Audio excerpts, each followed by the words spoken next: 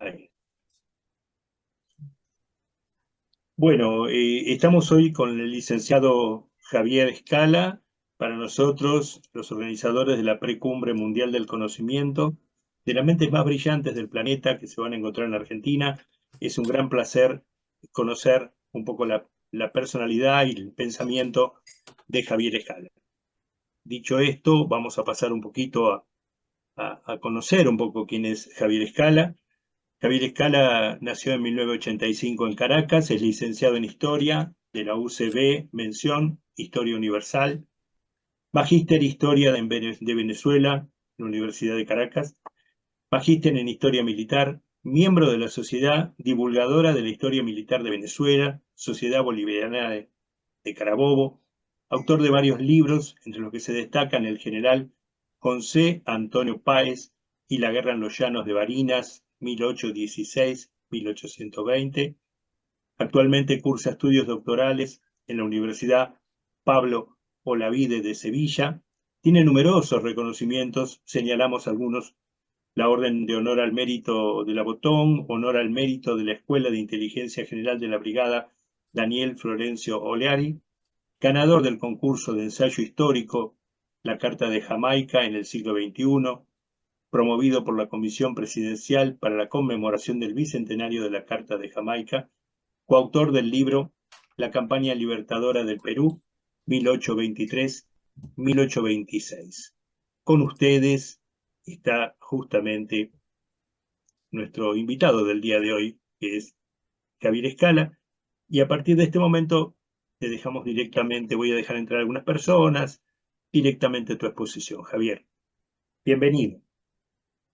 Muchas gracias, Vale, muchas gracias por la invitación el día de hoy. Muy buenas tardes a todos. Bueno, complacido de estar aquí el día de hoy, hablar de un tema bastante complejo que es la paz y las guerras civiles en el siglo XIX en América Latina y en concreto en Venezuela, ¿no? Es un tema complejo. Bueno, espero que el tiempo este, pueda de una u otra forma rendir. Y bueno, sin más, lo primero hay que definir que el conflicto, las guerras civiles en Latinoamérica fue algo que se dio en sociedades que estaban naciendo o emergiendo después de las emancipaciones o de las propias independencias. No es un fenómeno netamente restringido a Venezuela, sino es un fenómeno general de América Latina. No es algo solamente exclusivo de nuestro país, ¿no? Por ejemplo, ustedes en la Argentina también sufrieron guerras civiles constantes, la guerra entre las provincias del interior contra Buenos Aires, ¿no? Porque Buenos Aires de una u otra forma quería centralizar el poder en torno de sí, y fue un fenómeno que se vivió en el siglo XIX, ¿no? En la Argentina, lo mismo que en Colombia. O sea, en Colombia se dieron 9 guerras civiles de carácter nacional y otras de índole regional. Está la guerra de los Supremos, está la guerra civil de 1841, está la guerra contra Melo en el 54, la guerra magna entre Tomás Cipriano de Mosquera y Ospina en el 61-63, después la guerra civil del 84, después la guerra civil del 95, y bueno, una de las guerras civiles más largas y sangrientas que tuvo la República de Colombia, que es la famosa guerra de los 1000 días. En el caso del Perú, lo mismo, en el caso del Ecuador, lo mismo, en México también, tanto es así que hasta se trajo un emperador que fue Maximiliano, 1862. En la República Dominicana también se pidió un protectorado y se pidió la reincorporación al Reino de España, 1862. O sea, es un fenómeno general, es un fenómeno, digámoslo así, continental de las sociedades latinoamericanas, y bueno, se dio en unas con mayor fuerza y en otras con menor fuerza, pero fue una realidad latente en sociedades que se estaban creando, que estaban saliendo de la colonia y que estaban ahora buscándose construir como nación, como países, ¿no? Buscando un rumbo, una integración. Y en el caso de Venezuela, bueno, nos escapa a esto. Venezuela vivió una de las guerras de independencia más largas y más costosas del continente. Estamos hablando de una guerra que duró desde 1810 hasta 1823, es decir, unos 13 años.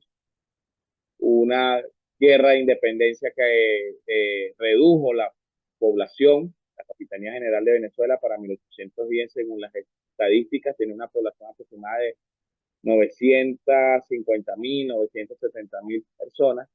Y en el censo demográfico que hace CODACI, ya para 1840, en su resumen de la geografía de Venezuela, tenemos una población de aproximadamente 700.000 personas. O sea que la guerra más o menos se llevó la vida de unas 200.000 personas.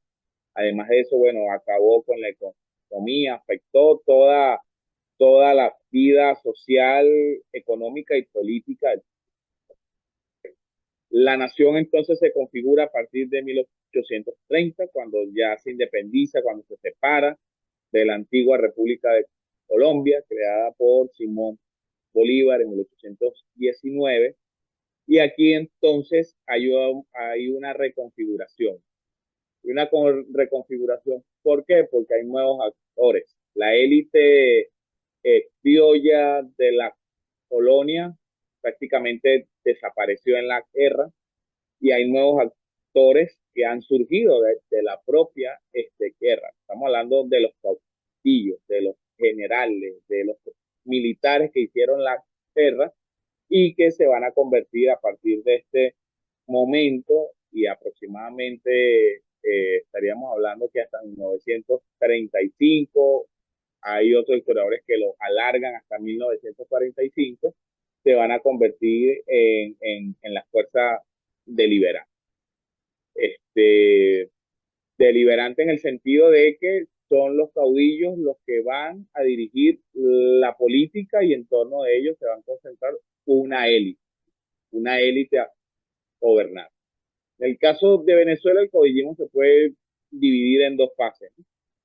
La primera fase es ese caudillo que estructura el poder, es ese caudillo que busca mantener el orden legal, el orden constitucional, es aquel caudillo que está intentando cuidar las formas. Y este periodo se puede ver desde 1830 hasta aproximadamente 1861. Por ejemplo, si usted ve a Páez en este periodo que va del 30 hasta el año 50 aproximadamente, vemos que Páez sí es un caudillo, tiene un prestigio que lo ha ganado en la guerra, tiene unas conexiones sociales con la población, utiliza el clientelismo, pero Páez está actuando primero como presidente y segundo, ya después, por ejemplo, cuando se produce la revolución de las reformas, que es la primera revolución exitosa que toma el poder, es el primer golpe de Estado de la Venezuela republicana en 1835, liderado por el general Santiago Mariño, contra el presidente Vargas. Allí Páez está actuando como comandante militar, o sea, como comandante del ejército continental, perdón, del ejército constitucional, o sea, del ejército de Vargas, de la fuerza del gobierno. También lo vemos posteriormente cuando se rebela contra Monagas, también está actuando como un comandante del gobierno. O sea, es un caudillo, pero no se puede hablar todavía de una autocracia.